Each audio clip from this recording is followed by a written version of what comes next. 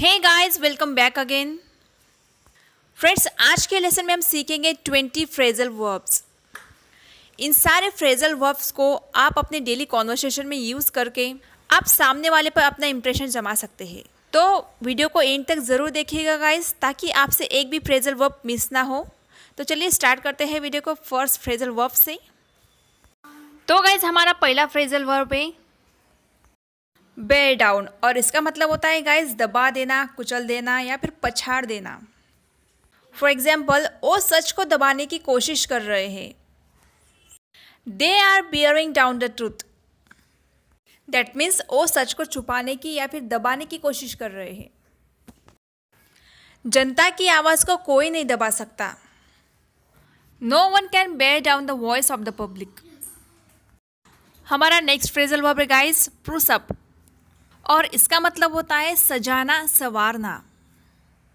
यह phrasal verb हम सिर्फ किसी इंसान के लिए नहीं बल्कि किसी घर के डेकोरेशन के लिए, सजावट के लिए भी हम यूज़ कर सकते हैं। वो पार्टी के लिए तैयार हो रही है। She is sprucing up for the party. या फिर हम बच्चों के लिए भी बोलते हैं कि बच्चों को भी थोड़ा बाल वाल बना के, थोड़ा अच्छा सा ड्रेस पहना के उसको भी तैयार कर दो। तो इसे हम बोलेंगे spruce up the baby, spruce up the baby. हमारा अगला फ्रेजल वर्ब है गाइस कीप बैक, और इसका मतलब होता है छुपाना। फॉर एग्जाम्पल, पुलिस से कुछ मत छुपाओ। Don't keep back anything from the police. Don't keep back anything from the police. अगला एग्जाम्पल है मैं आपसे कभी कुछ नहीं छुपाऊंगा। I won't keep back anything from you. I won't keep back anything from you. तो चलिए गाइस, देखते हैं हमारा नेक्स्ट फ्रेजल वर्ब कौन सा है। ओके, तो हमारा नेक्स्ट फ्रेजल वर्ब है फॉल बिहाइंड, और गाइस इसका मतलब होता है पीछे रह जाना। जैसे कि बच्चों को हमें अक्सर बोलते हैं ना कि अच्छे से पढ़ाई करो, नहीं तो तुम पीछे रह जाओगे। Study properly otherwise you will fall behind. Study properly otherwise, और यू कैन से और else you will fall behind. हमें वक्त के साथ बदलना चाहिए, नहीं तो हम पीछे रह जाएंगे, मतलब हम दुनिया से पीछे रह जाएंगे। We should change with the time और else we will fall behind. हमारा नेक्स्ट फ्रेजल वर्ब है गाइस बैक आउट। इसका मतलब होता है वादा तोड़ना, कदम पीछे हटाना। अब अपने वादे से मत मुकरो। Don't back out of your promise now. Don't back out of your promise now. वो लास्ट मोमेंट में प्रोजेक्ट से पीछे हट गया। He backed out of the project in last moment. He backed out of the project in last moment. हमारा अगला phrasal verb है guys get off, और इसका मतलब होता है किसी वाहन से उतरना। सपोज आपको बोलना हो कि मैं अगले स्टॉप पर उतरूंगी, तो आप बोलेंगे आई will gate of at the next stop. I will gate of at the next stop. हमारा सेकेंड एग्जाम्पल है मैं बस से उतर रही हूँ। I'm getting off the bus. I'm getting off the bus. हमारा अगला फ्रेजल वर्ब है मेकअप, और गाइज इसका मतलब होता है कोई बहाना बनाना और ढोंग रचना। इसका एग्जाम्पल है कहानियाँ मत बनाओ। Don't make up the stories. Don't make up the stories. बेतुके बहाने मत बनाओ। Don't make up silly excuses. हमारा नेक्स्ट फ्रेजल वर्ब है guys day in day out, और इसका मतलब होता है दिन रात लगातार। फॉर एग्जाम्पल, मैंने दिन रात मेहनत करके यह मुकाम हासिल किया है। I have achieved this position by working hard day in day out. That means मैंने दिन रात कड़ी मेहनत करके मुकाम, ये पोजीशन हासिल की है। सेकेंड एग्जाम्पल लेते हैं हम। जैसे कि अगर आपको बोलना हो कि तुम्हें एग्ज़ाम क्रैक करने के लिए दिन रात पढ़ाई करनी पड़ेगी या फिर लगातार पढ़ाई करनी पड़ेगी, तो आप बोल सकते हो you will have to study day in day out to crack the exam. You will have to study day in day out to crack the exam. हमारा नेक्स्ट फ्रेजल वर्ब है guys abstain from. That means किसी चीज़ से परहेज करना या फिर किसी चीज़ से बचना, दूर रहना। फॉर एग्जाम्पल, मैं मसालेदार खाने से परहेज करती हूँ या फिर दूर रहती हूँ। दैट मीन्स मैं मसालेदार पदार्थ नहीं खाती। आई abstain from eating spicy food. I abstain from eating spicy food. इसका हम और एक एग्जाम्पल ले सकते हैं, जैसे कि आपको बोलना हो कि आपको स्मोकिंग और ड्रिंकिंग से परहेज़ करना चाहिए या फिर दूर रहना चाहिए इन सारी चीज़ों से, तो आप बोल सकते हो guys you should abstain from smoking. हमारा अगला फ्रेजल वर्ब है गाइज फ्लेयर अप, और इसका मतलब है भड़कना, अचानक क्रोधित हो जाना, गुस्सा हो जाना। For example, you should not flare up on trifles. You should not flare up on trifles. Trifle का मतलब होता है गाइज छोटी मोटी बातें, मामूली सी बातें। हमारा अगला फ्रेजल वर्ब है गाइज कम डाउन विथ, और इसका मतलब है कोई बीमारी हो जाना। फॉर एग्जाम्पल, उसे कोरोना हो गया है। He came down with corona. He came down with corona. Next phrasal verb is get on with.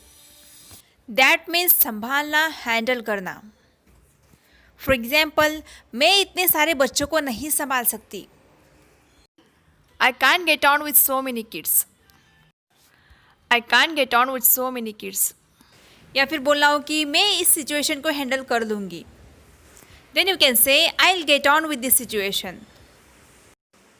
हमारा अगला फ्रेजल वर्ब है guys in the first place. That means सबसे पहले, या पहली बात तो ये है कि।